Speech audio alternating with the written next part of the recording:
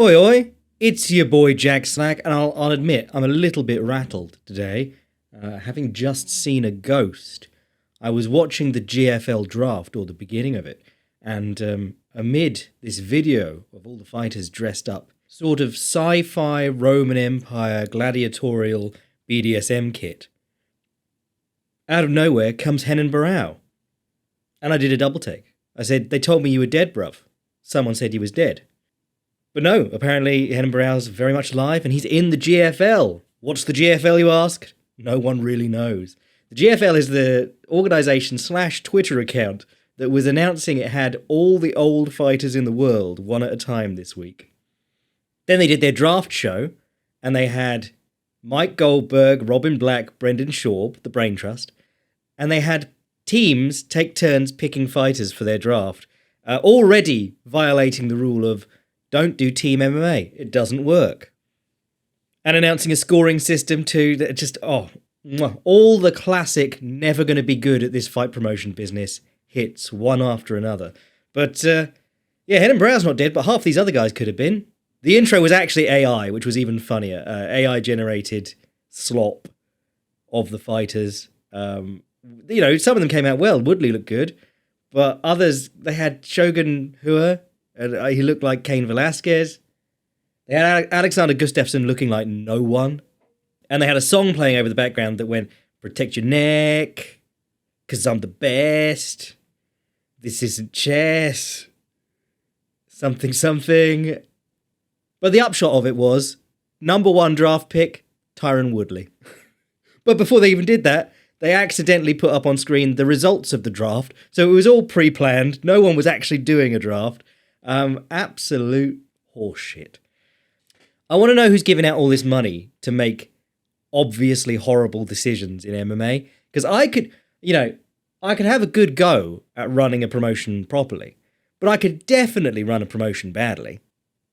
If I'm ever having trouble and start making money by accident, I'll call in Scott Coker as a consultant. And then the really creepy shot was the GFL, the intro ended with AI Musasi, who was the only one who didn't even look human. He looked like a cartoon out of Der Stürmer. So eyes on GFL, because after they did the draft, a load of people who were in the draft and were drafted came out and said that they weren't actually taking part in the GFL at all. Rashad Evans, notably, said that he wasn't. I dunk on Scott Coker a lot, but if you're going to do something, you can't compete with the UFC. They have monopoly power in this space, or monopsony power in this space. What you can do is get some good young fighters early and build them up into something, which in fairness, Bellator did. They had, Michael Chandler, they've got Aaron Pico, Pitbull, AJ McKee, loads of guys like that. And loads of guys they tried to build up who just sort of fell by the wayside, like James Gallagher. But you get the old names from the UFC to put against those young guys and get smashed. You don't go, let's get all the guys who, flunked out of the UFC because they were great 10 years ago, and then Tyron Woodley is on a 6-fight losing streak. I believe in MMA. No, he's 6-fight in MMA and boxing. But yes, he's lost a lot of fights in a row, and he's the number 1 draft pick. No one actually making a draft would pick Tyron Woodley first because he's so obviously washed. You do the draft and you advertise the young talent you got, but they just got Robin Black there going, Gegard Mousasi is the greatest fighter on earth above 185 pounds. You're going, damn, Robin, I hope they're paying you overtime for that because you were carrying this thing on your back. GFL don't believe in it as much as you. But there was some stuff that happened this weekend, or over the weekend, that I want to talk about. There was a PFL event and there was a WoN event, and I previewed them both on the Boycast, but the PFL one turned out the most interesting, not because of anything except the main event. And I did a bad one here. I did an oomphy and a no-growth. I was enjoying this fight, and I said, they're probably going to rob him. And then Paul Hughes, who was putting a whooping on Usman by the end, lost the fight. And idiots of the super fandom of all Dagestani fighters, regardless of who they are, jumped in. And I got in some arguments. And in retrospect, I just watched the fight again, and I was like, round by round scoring makes it a bit more complicated. I could see how you could get various scores. But I did the wrong thing. I did the thing that I always make fun of other people for doing, using the word robbery to describe a competitive fight. So I come to you on my knees saying, sorry, people of MMA, I made a mistake. But rewatch. I mean, I've watched this fight, and at the time I said, this is great. And I was tweeting between rounds, if you're not watching this fight, start watching this fight. And the classic non-UFC fight company response happened, which was a load of people going, oh, cool, where do I watch it? And I went, I don't know, because I'm in the UK and it's on a different thing wherever you are. That was the problem with Bellator. It's like, who's fighting this weekend? Oh, dope. Where? How do I watch it? Oh, no one knows. Country Music TV? I've never heard of it, bruh. I'll go to the gym and hope it's on one of the screens. But if you did tune in time, this was a great fight. Usman Nurmagomedov is very clearly a very good fighter. He's a very elite fighter. He's been smashing his way through... Well, he was smashing his way through Bellator. He won the Bellator tournament. And then he fought Shabli in the final of that Bellator tournament, but after PFL bought them. Shabli was very good, and Usman beat him. Paul Hughes, I would say more untested than Usman. Usman's fought like a few old men and Shabli and Patricky Pitbull, who's kind of an old man, but like not a huge number of big names. But Paul Hughes had fought like almost no one. Beat AJ McKee as a big surprise late last year. And Paul Hughes came from Cage Warriors, where he was the champion, and he jumped straight into PFL and said, like, I'm taking a gamble on myself, blah, blah, blah.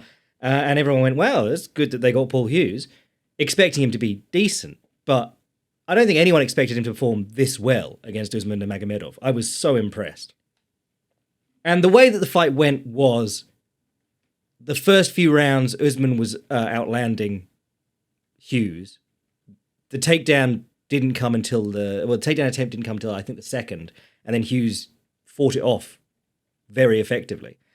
And there was this moment where it was sort of like Usman realized, oh, I can't actually just change it to that whenever I want. He hit the clinch. He did his little outside reap a couple of times, didn't get Hughes down, and they were in the clinch. And then they broke from the clinch, and he was like, oh, interesting change of dynamic here, because normally if Usman or Umar, those two guys, they're brothers and both cousins to Habib, but they like to strike. But if they ever feel like they're not winning the striking, or they just need to change it up a bit, they hit the takedown. And they're such strong wrestlers that it's been a game breaker for everyone. Umar most recently beat Corey Sandhagen by applying his wrestling, and then the constant threat of the wrestling kept Corey Sandhagen from opening up with his volume and his feints. So he wasn't the same striker on the feet, and Umar was able to get to him. But as the rounds progressed, 3 and 4 were very strong for Hughes. And then 5 was Usman finally got a successful takedown and held the back of the turtle and kneed the arse for a little while. And then Hughes popped up. Usman looked very tired, and Hughes started chasing him and hitting the body. And the ending of the fight felt like, damn, Hughes was putting it on him.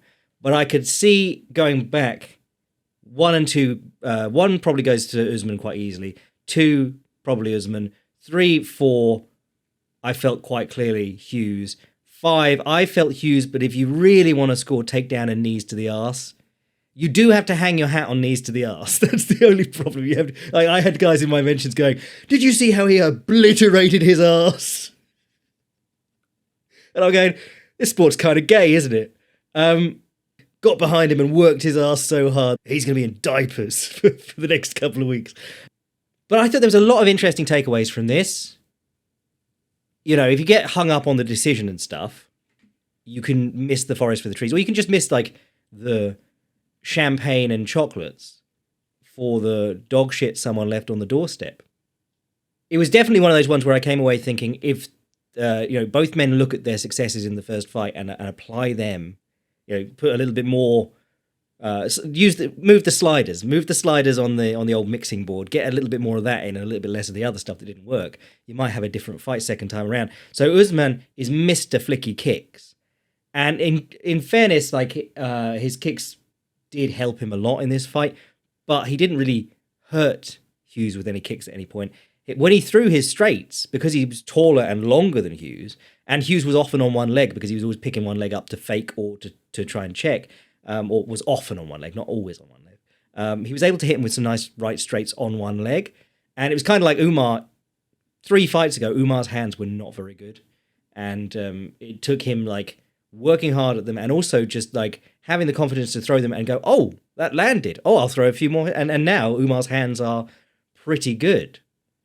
So Usman working his hands a little bit more could be really helpful to him.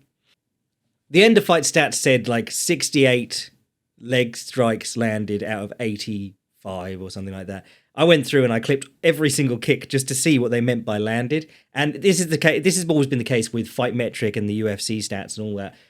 Low kicks.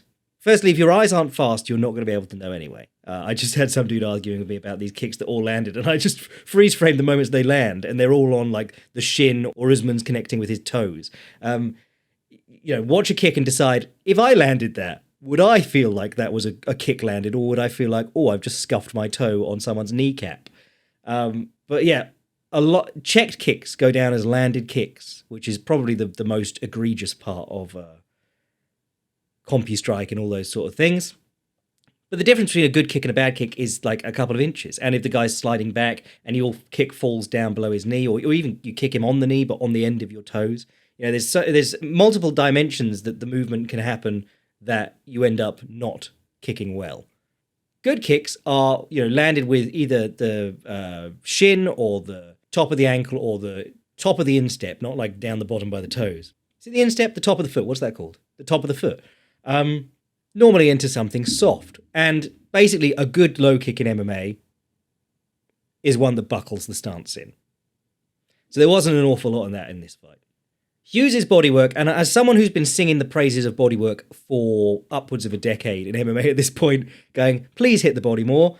And it's always been hard to convince boxers to do it, because if you're against someone that you feel overmatched by, you are like, why would I throw hard punches to the body? Anytime I'm near him, I should be throwing the hard punch to his head, because I work so hard to get near him, and I got a good chance of knocking him out then. In MMA, it's made worse when you've got like a wrestler or something like that, because you're going, well, if I only get the odd chance to hit him, I've got to try and throw like a big knee at his head or a big uppercut. And if you hit the body, they become more hittable as the fight goes on. And it's pretty quick to happen. Especially if, as Usman was doing this fight, he throws so much volume of his kicks, even for not very good connections. He throws so many kicks. I think I said it was like 85 thrown, which is an insane number of kicks to throw over 25 minutes in an MMA fight. That will slow you down as well. So it was very notable. Like, we're always looking for changes of behavior. It was very notable from round like 4. Usman was not throwing high kicks. In round 1, he's like high kick, low kick, high kick, low kick. Very much like Umar in that sense. He's like, I really want to question mark kick a motherfucker. So the bodywork was fantastic, particularly because Hughes is known for his left hook, and he throws the right straight to the body to try and come up with the left hook. But because he's shorter, Usman kept grabbing the double collar tie. Think Islam Volk 2 or Islam Volk 1. He did it in that one as well, but he really played it up in Islam Volk 2. He's like, anytime you're close enough to punch me, I'm grabbing your head because you're half a foot shorter than me. And that was where it got quite sketchy, because Usman wasn't landing very good knees for the most part. He landed his knees typically in sort of like a flat over-under clinch along the fence. When he got the double collar tie, he didn't really land his knees. And Hughes would wail on his body with a couple of body punches, but Hughes would duck his head down to get out of the double collar tie. Double collar tie, they used to call it the tie clinch or the plum, but 2 hands behind the head. And the crazy thing about the double collar tie is that the easy way out of it is to duck your head down and come out underneath the elbows or forearms. It's just that to do that, you have to go into the path of a knee that's probably coming up. So you really don't like seeing guys do that. You don't like seeing guys bend at the waist to get out of a double collar tie. And Paul Hughes was doing that. And I was like, oh, you're going to get knocked out if you keep doing that, mate. And he didn't. So fair play to him. But that was something that Nick Diaz used to do. One of the ways that he really got to the body well. Because the trick is always like, fighters are good enough that they would hit the body if it was easy. There's this perception that it's harder because you have to get close to the guy. You have to either change your level so your head's in front of their chest and they can hit you with nasty uppercuts and things, or you have to drop your hands and punch low, which means you're very open on the sides. So getting to the body is always a task. And Nick Diaz had this magic habit of making people grab the double collar tie on him, and then he'd stand up real straight and just bang their body with both hands. If you watch his fight with Paul Daly or Romskis, he beat people up from that position. I think he even got Anderson Silva to let go of it by threatening to just keep punching his body. But his trick was that he had to keep really good posture when he did it. He did not like lean forward and let you try and throw a knee up the middle. So in round 3 and 4 and 5, Paul Hughes gets to work with the uppercut in a really good way. And what I loved about his uppercut was because Usman was starting to show the level change. And he wasn't diving for them like Umar often does. He was just like level changing in close and trying to pick up a leg.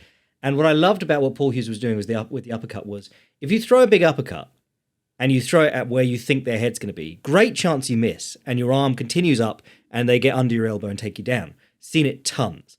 There's a really good one in Ngannou versus Stipe 1.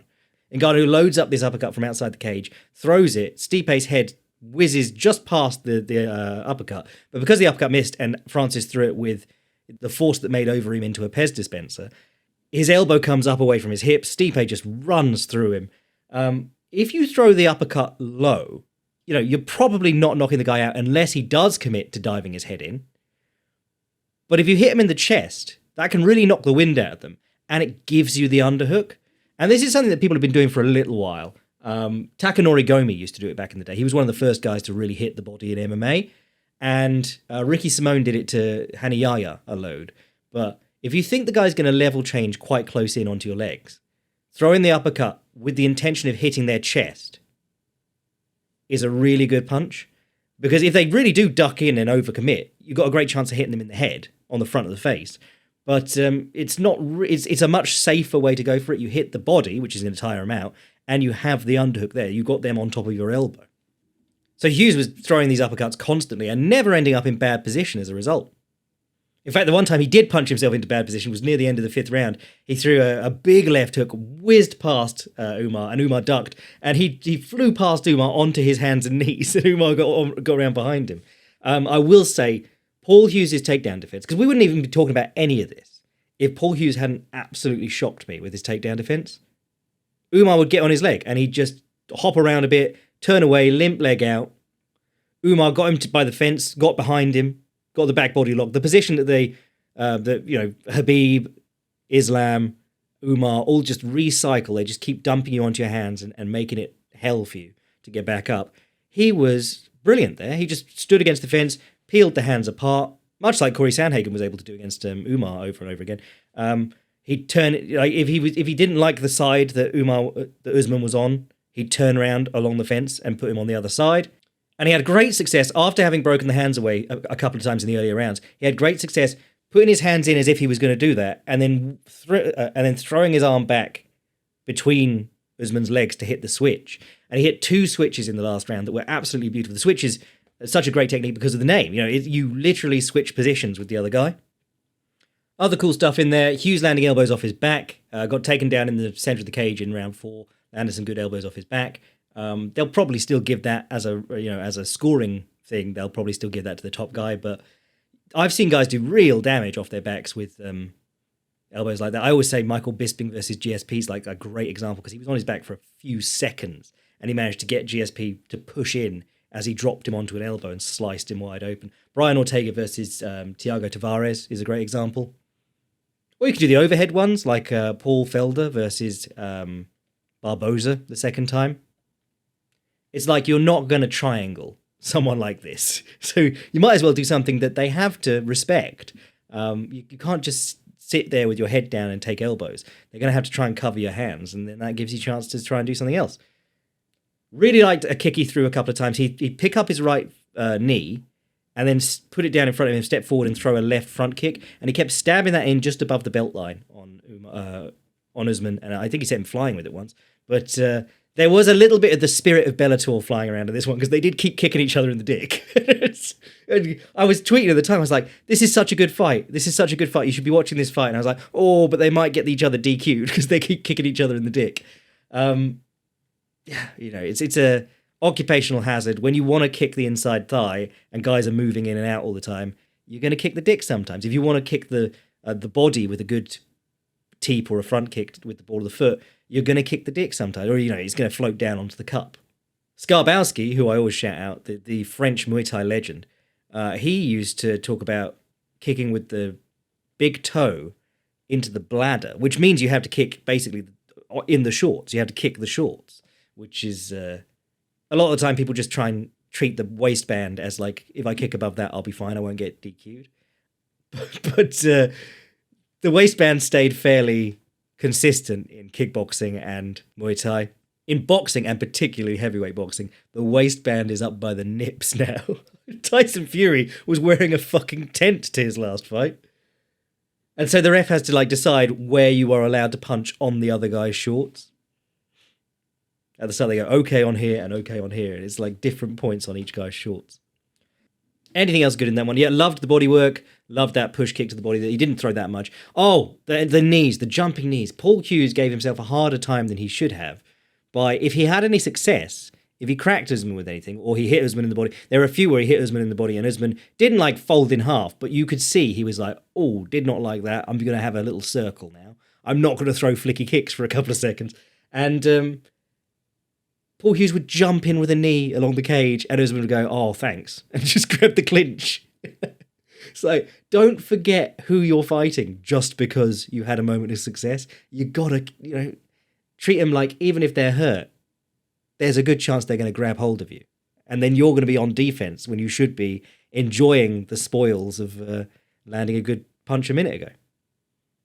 So all that is to say, watch this fight. It's so good. It's so good. This was easily the best I've seen out of Paul Hughes because I didn't even know he was capable of this. But I think it might have been some of the best I've seen out of Usman, even looking vulnerable. I was more impressed here than when he was like going the distance with Patricky Pitbull. And this and the finals of the last PFL tournament just reminded me, like, this company is making so many PR blunders. A lot of their stuff is like, just Don Davis, stop saying anything. Just stop saying anything. Don Davis put out a LinkedIn post at the end of the year being like, here's a numbered list of the liars, the cheaters, the women who dumped me. And it's just like going off. And you're like, are you showing investors this? This is terrible. Stop it. But when you watch some of these events, you do remember they've got some good guys under their banner. Mind you, the co-main event was Vadim Nemkov versus Tim Johnson. And Vadim Nemkov is a legitimate talent, but he's formerly a light heavyweight. He's fighting up at heavyweight. Tim Johnson is an old-ass heavyweight, fought in the UFC for a while. He most famously got knocked out by Fedor outside the UFC when Fedor was completely washed. And then Linton Vassell battered him. And I was like, whatever Nemkov does, Linton Vassell did it better. But it was that super weird thing where the commentary team are going on about how they're always telling you how much money these guys are going to win. And they're always telling you how experienced Tim Johnson is, what a veteran he is, how he's headlined cards for them before. And then you're like, so why are you telling me that you called him when he was driving a truck to replace at the last minute? I feel like someone who has like 11 fights in Bellator and PFL and has headline cards probably shouldn't be driving a truck day to day and then have to take short notice fights. But that's the fight game. Like, it's this constant trying to project opulence, but also keeping fighters dirt poor. Got to keep them hungry. It's hard to get up for the morning runs when you had a nice wank and fell asleep in the front of your truck.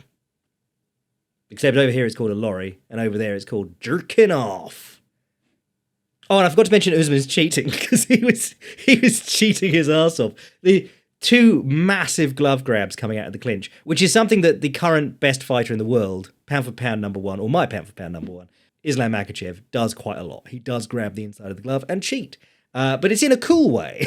This was like when Donald Cerrone came out of that clinch with Leon Edwards holding the inside of the glove and just like ripping it like he's trying to start a hedge trimmer, like he's trying to start an old petrol mower, like he's trying to start a leaf blower or an outboard motor. Insert the appropriate one for where you live. And Big Mike Beltran's just there going, huh? What? Just feckless. And then there was a really nice headbutt. They came in for a level... Usman came in for a level change. Hughes hit him with the uppercut. Their heads collided. Usman's top of the head hit Hughes in the face. So if you want to headbutt someone, that's how you want... That's the way round you want it. The hard, not so sensitive bit of your head smashing into the soft, cuttable bit of theirs. And it opened up a massive cut on Hughes, but Usman was gassing out, and he just used the time to take a break. And that's not a complaint, because that's exactly what you should be doing. That's real savvy shit. Get yourself a breather. Oh, and Usman got a point deducted for excessive groin kicking, so that also complicated the scoring. So basically, it's very hard to give 4 rounds to Usman. But somehow 2 judges managed to. Realistically, round by round, this probably should have been a draw. Anyway, co-main, Tim Johnson got beat up by Vadim Nemkov. It was impressive, but Vadim Nemkov's a very good fighter, and Tim Johnson's part-time. And the other one I watched on that card was Ahmed Magomedov versus Nathan Kelly, because I only came in for the last 3 fights. They were on in the UAE, which is why I was able to live tweet them, because they were on a weird time. It was still sort of coming up to night time over here, so it wasn't like croissant o'clock. But people were hyping Kelly, and he just got sort of mauled by Magomedov. He hit a nice elbow at one point and had him stunned, but Magomedov is Team Eagle, MMA. And they said he's had 70 amateur fights, and I just went, how? Why are you taking so many amateur fights, bro? Do you not have to earn a living? Do you just like getting injured? Because the way fights work is like, even if you win dominantly, at some point in a clinch or something, you might have turned a toe. Something's going to get fucked up, because that's the nature of fighting. So yeah, 70 amateur fights is insane. The other thing going on over the weekend was WoN Championship. I had a good rant about WoN Championship on the last Patreon, and I think I put it in the preview for the YouTube channel. Basically, none of their fighters have fought in forever, or they're champions. Fabricio D'Andrade finally defended the World MMA title, the WoN MMA title that he won in 2023, the start of 2023. He beat the piss out of John Lineker to do that. I've never seen anyone embarrass John Lineker that badly. I was like, damn, this Fabricio D'Andrade is legit. He was fighting Wonil Kwon, who he'd beaten up previously. And I said this on the Boycast, but like, I watched their first fight, and then I watched Kwon's other fights since then. I was like, oh, this guy's really good. Why couldn't he touch Fabricio D'Andrade? It's because it was just a distance thing. He's an inside boxer. Well, he's a long, tall guy, but he likes to keep his gloves up and move in and left hook the body. And Fabricio D'Andrade has a beautiful kicking game and is a southpaw, so he just kept him out of range and beat the piss out of him. And this one, he did almost exactly the same thing. I think it took slightly less time. He beat him in like 1:30 last time. He beat him in 42 seconds this time. And he was actually a little bit kinder to Wonil Kwon by letting him get into punching range and beating him up there as well. So, man, Fabricio D'Andrade, another guy who's just wasting his life in WoN Championship, because they're not giving him enough fights. They're going to give him fights in like other sports. It's like, this dude, slot him in with any, I'm always saying the bantamweight division in the UFC, any 2 names, put them together, bang a fight. Slot this dude in against any of them, bang a fight. This is in fact WoN's featherweight division, because it's 145, but they are hydration testing, so they just took all their division to put 10 pounds up or whatever. So I believe he's bantamweight. If not, featherweight, do it. Always need new blood at featherweight, because it's like Brian Ortega wins 1 fight every 5 years and is ranked in the top 10. Honestly, Fabricio D'Andrade is the kind of fighter that if I had any sway in the UFC, I would just give WoN a few $1,000s to let me have him, because they're not using him. And they could definitely use the money. Another interesting fight on that card, going over to 4-ounce Muay Thai, Nico Carrillo versus Nabil. And Nabil is 6'4" at 145, which is insane. But Nico Carrillo is a big lad at 145. Nico Carrillo is just really like known as being a fantastically effective weight cutter.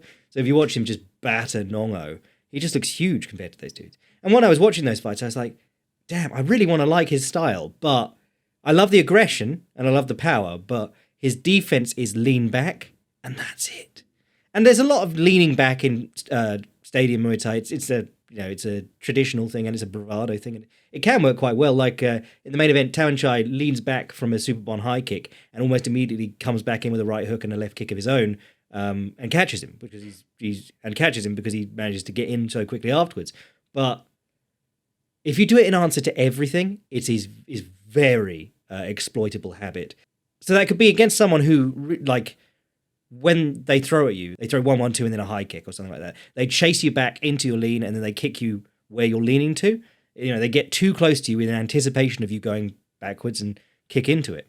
There's been some really good Nagmoy who throw a kick as if to throw high and then they turn it down to the body as you're leaning back.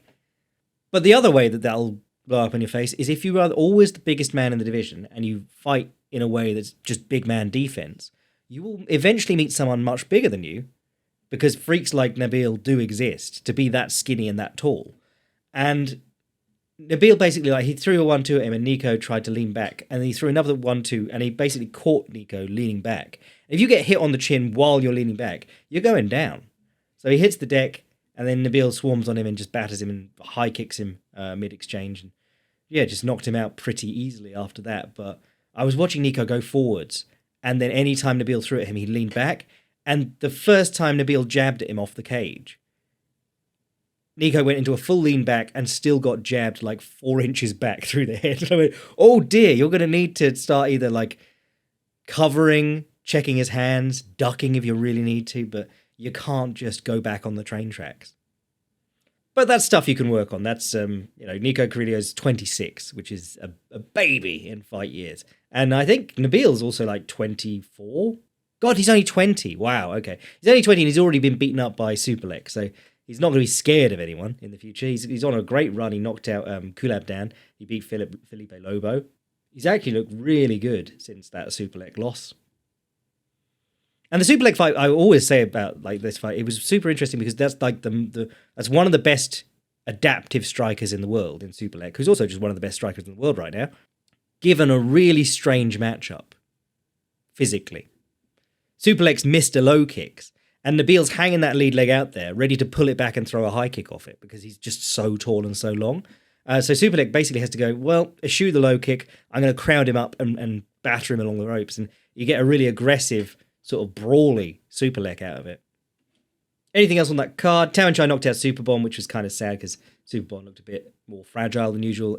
But Tawanchai, I watch stadium fuckboys, as we call them, the guys who really follow the stadium Muay Thai. They don't rate Tawanchai that highly. But he came to the 4-ounce stuff still quite young. A lot of these guys like Superlek is 29, Nongo's 34 or something like that.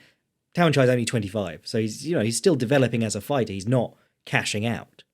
And then the feel-good story was that Marcelo Garcia came back. He's the greatest grappler in the world ever, probably. One of the most innovative grapplers ever. There's the Roger Gracies, there's your Gordon Ryans, but the thing about them is that they were massive, or are massive. Marcelo Garcia was like 69 kilos, and he fought in the absolute divisions and beat the best guys in the world there. Absolute animal, and the nicest guy in the world. And he had stomach cancer. Well, he retired, and then he had stomach cancer. But he's now healthy and cleared, and he wanted to do some competition. So they found him Masakatsu Imanari, who's an old MMA legend and leg locker. And Marcelo easily took him down, spent some time passing his half guard. Didn't look quite like the Marcelo of old, because Marcelo of old just smashed through people's guards like butter. But he got the guard pass, and then he hit the north-south choke, which is awesome, because the north-south choke, if you watch anyone talk about it who isn't Marcelo Garcia or isn't like rolling with Marcelo Garcia in recent history, I mean, I've seen Gordon Ryan say like it's an easy submission to beat because you just turn your head in and look at them, and then the submission isn't there. Marcelo Garcia is like the only not massive dude who regularly finishes north-south chokes, and everyone knows to turn your head in as he does it, and they still don't. They're not able to. He just smushes his rib cage on them, turns their head away, chokes them. If you've never seen, I mean, you might never have seen a north-south choke ever. They're pretty rare. Hani Yahya hit the odd one in MMA. Jeff Monson used to hit it, but by being a giant heavyweight and just popping people's heads off. But Marcelo Garcia basically invented it. He didn't actually invent it. He popularized it because he saw Tito Ortiz do it to Rumina Sato in ADCC. Tito Ortiz obviously was like walking around about 230. Rumina Sato is a featherweight. And I suspect the mechanics on that were not super slick. But Marcelo Garcia, being a genius of grappling, said, oh, I'll try that, and started doing it to everyone and anyone. Oh, and then the other thing was that my boy Masaki Noiri got a win, which is nice, because he didn't even look good in this, to be honest. He did not look like himself. Masaki Noiri, we're very sad now because he's probably reaching the end of what is his best days. He's 31, but he's been fighting forever. He's one of these lads who came up through like school kickboxing. Send your kids to get brain damage at the age of 13. But to put in context how long he's been around, and while still quite young, I saw him at Glory 8 in Tokyo, and I believe I saw him before the fights, and he was getting a churro, and then he came out for the tournament, and I think he came second in the tournament, lost to Yuta Kubo in the final, but he knocked my socks off in that tournament, and ever since he's just been brilliant. He's about the most, I would say, defensively, he's very mid and always has been. Offensively, I don't think there's a more exciting striker in the world, maybe ever. He's a buzzsaw. He's basically knocked out, in kickboxing, he's basically knocked out people with both hands, both feet, both knees. And obviously elbows aren't allowed in kickboxing, but he's done it so many ways. He's just, if you want to watch how to beat people up in cool combinations, he's your man. But this one, he came out and he just calf kicked a dude. He just covered up a calf kick. He had a bad one against Sitachai, and then he lost to Mengyang Liu in a fight that was supposed to like get him back on track. So this one, he was like, I am just doing the bare minimum. I'm not taking any risks. I'm going to calf kick this guy to death. And it's funny because like people in MMA still talk about how like the calf kick doesn't happen in kickboxing. It used to be a refrain. People go like, well, it doesn't happen in kickboxing, so there must be an easy defense. And the truth is that like it's caught on in kickboxing. It's caught on in kickboxing in a big way. I would say like any Japanese kickboxing event you watch now, there will be one calf kick knockout or a knockout caused by calf kicks. Yuki Oza stops people with them. Noiri stops people with them. Kazuki Osaki, he's a great forward moving like get in your chest and throw hands combination fighter. He's a great in-fighter. But if you try and back him up, he will time the calf kick on you. Like Paul Hughes was doing actually to Usman. You cover, you throw a calf kick without stepping, so it's not got a ton of power behind it. But you catch him just in that nerve on the calf, and they go, ow, and start backing up. So I'm saying they were good fights. I enjoyed them. And this weekend, we've actually got a banger. So make sure to join the Patreon and get in on the Boycast because I'm looking forward to talking about this one. We've got Adesanya versus Imavov. We've got Shara Bullet versus Michael Page, which actually, I'm really excited for that. You've got Pavlovich in an interesting strike against Rosenstruik because at least he will make Rosenstruik do something. You've got Nurmagomedov versus Vinicius Oliveira. He did the Rabona into back elbow or whatever it was. He's very cool. You got Muhammad Naimov, filthy cheat. You got Shamil Gaziev, embarrassing example of heavyweight MMA. You got Terence McKinney, who always either knocks out or gets knocked out in the first round. You got Fares Siam, who's on an amazing run against Mike Davis, who's normally on a good run but fights like once every 2 years. It's going to be great. So I'm your boy Jack Slack. Sign up to the Patreon, get in on the extra podcasts, and I will catch you next week. Scrambling to tell everyone that Umar and Usman didn't actually know Abdul Manap that well, bless.